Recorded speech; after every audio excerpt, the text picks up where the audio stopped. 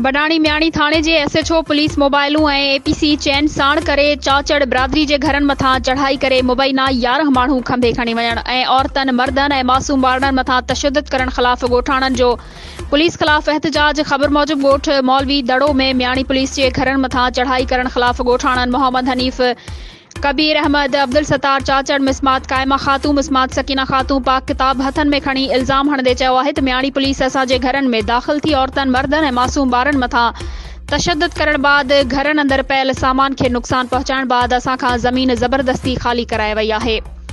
31 एकड़ असांजी क़बूली ज़मीन आहे। ज़मीन जे खातनि ते मुख़्तलिफ़ वक़्तनि ते असां बैंकनि खां कर्ज़ बि खणंदा रहिया आहियूं। म्याणी पुलिस असांजे 11 ॼणनि खे खंभे खणी वई आहे। हुननि DIG लाड़काणो SSP कश्मीर खे अपील कई आहे त असांजा माण्हू आज़ादु करे असांखे पंहिंजी ज़मीन ॾिनी वञे।